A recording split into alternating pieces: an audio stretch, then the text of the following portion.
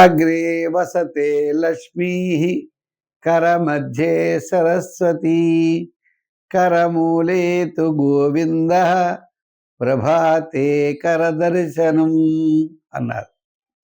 అంటే మనం ఉదయం లేచిన వెంటనే చేయి చూసుకోవాలట. చేయి చూసుకుంటే మనం సమస్తమైనటువంటి సుఖాలు సంపదలు కలుగుతాయని ఆ రోజు శుభవార్తలు మనం వింటామని చెబుతున్నారు. చేత స్వామికి నమస్కారం చేస్తూ ఓం నమో శ్రీ లక్ష్మీ వెంకటేశ్వరాయ శ్రీ మహాగణాధిపతి నమః.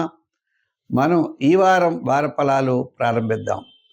January 4th to January 10th ఎలా ఉన్నాయి, గ్రహాల యొక్క పరిస్థితి ఎలా ఉంది, మన రాశుల ఫలితాలు ఎలా ఉన్నాయి, మనం చేయవలసిన సులభమైన పరిహారాలు ఏమిటి అనే విషయాన్ని తెలుసుకుందాం. గ్రహాల పొజిషన్ చూసినట్లయితే మిథున రాశిలో గురుడున్నాడు. కర్కాటక సింహ కన్య రాశుల్లో చంద్ర సంచారం. అదేవిధంగా కుజుడు బుధుడు శుక్రుడు రవి 4 గ్రహాలు ఎక్కడున్నాయంటే ధనురాశిలో ఉన్నాయి. వృశ్చిక రాశిలో 3 గ్రహాలు, ధనుర్రాశిలో ఈ యొక్క రవి సూర్య భగవానుడు ఉంటాడు.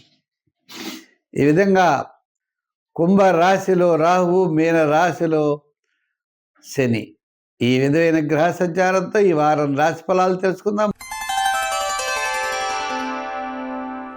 మేషరాశి.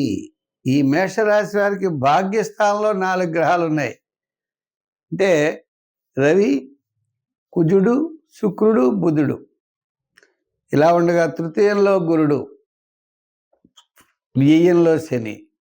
ఏదైనప్పటికీ చతుర్థ, పంచమ, షష్ఠ స్థానాల్లో చంద్ర సంచారం. అంటే ఈ వారం టోటల్లీ మనం ఆలోచిస్తే బుధవారం నుండి శనివారం వరకు అనుకూలమైన వ్యవహారాలు కనపడుతున్నాయి. అంటే లాభంలో రాహు ఉన్న ముఖ్యమైన వ్యవహారాలు సాధించగలిగిన వార ప్రారంభం పెద్దగా యోగదాయకంగా లేదు. వారం మధ్యలో వ్యయం ఎక్కువగా జరిగే అవకాశాలు ఉన్నాయి. వారాంతం కార్యజయం, ఆర్థిక లాభం, ముఖ్యమైన వ్యవహారాల్లో ప్రోత్సాహం, బంధుమిత్రుల యొక్క సహాయ సహకారాలు, వారాంతం శుభవార్తలు అందడం, ముఖ్యమైన నిర్ణయాలు తీసుకోవడం, ముఖ్యమైన వ్యక్తులతో చర్చించడం వారాంతం జరిగే అవకాశాలుగా ఉన్నాయి.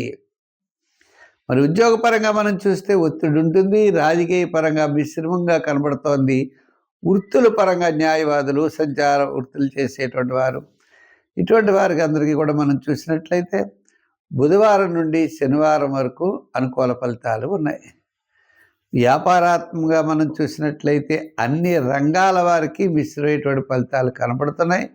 ఓన్లీ కమిషన్ సంబంధమైన వ్యాపారాదులు మాత్రం కాస్త ఇబ్బంది లేదు.